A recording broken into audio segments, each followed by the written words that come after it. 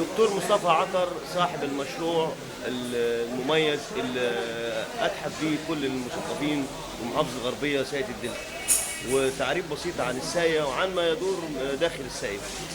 اولا فكره الساقيه هي فكره ان احنا عايزين ننشئ مركز ثقافي في منطقه زي منطقه الدلتا، وكان الحلم ده حلمنا من 10 سنين، لان الجهل وكان عدونا الرئيسي حتى قبل سقوط حسني مبارك، والجمله دي على اكثر موقف ان عدونا الرئيسي لا يسقط حسني مبارك هو محاربه الجهل.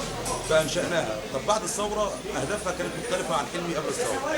هي لها 3 اهداف، سيد الدلتا انشات ب3 اهداف.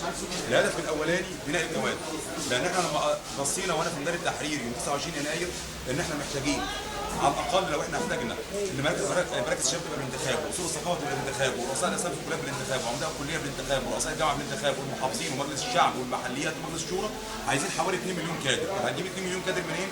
فده هدفنا الرئيسي بناء الكوادر. الهدف الثاني بناء الوعي العام. الهدف الثالث استثمار الثقافه في البناء. وادي مثال بسيط خالص عشان يوضح ده. رقم واحد بالنسبه لي بناء الكوادر، عندنا ورش بتدرب المسرحيين، عندنا ورش بتدرب الصحفيين، عندنا ورش لمدرسه الكادر السياسي، عندنا ورش بتدرب في كل المجالات.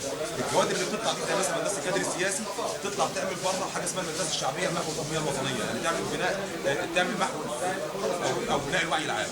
طب استثمار الثقافه في البناء، كل موضوعاتنا سواء المسرحيه او الغنائيه او الفنيه بتشجع على البناء وبتشجع على التنميه. ده ال3 اهداف بتوع الساقيه.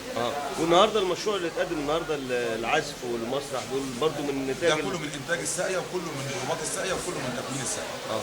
ده عمل طيب. طب انطلاله على اللي قالوا على اللي اشتغلوا النهارده، يعني الجمهور يعني. النهارده اشتغل عندنا فريق اسمه ستوب كادر. فريق ستوب كادر ده منشأ هنا في الساقيه. فريق ستوب كادر ده بيقدم حاجه في رمضان اسمها سيتكم الثوره. سيتكم الثوره هي عباره عن مجموعه حلقات مسلسله لمده 15 يوم بتتكلم على ايه الوضع العام بعد الثوره وايه الوضع اثناء الثوره. ده رقم واحد. رقم اثنين قدمنا الشاعر محمد سامي. رقم اثنين قدمنا الفنان مجدي سامي. رقم ثلاثه قدمنا تامر عامر. رقم اربعه بنقدم اللي هو الملحن تامر عامر. رقم اربعه بنقدم فريد واتي. ده برضه من تكوين الساقيه ان شاء الله.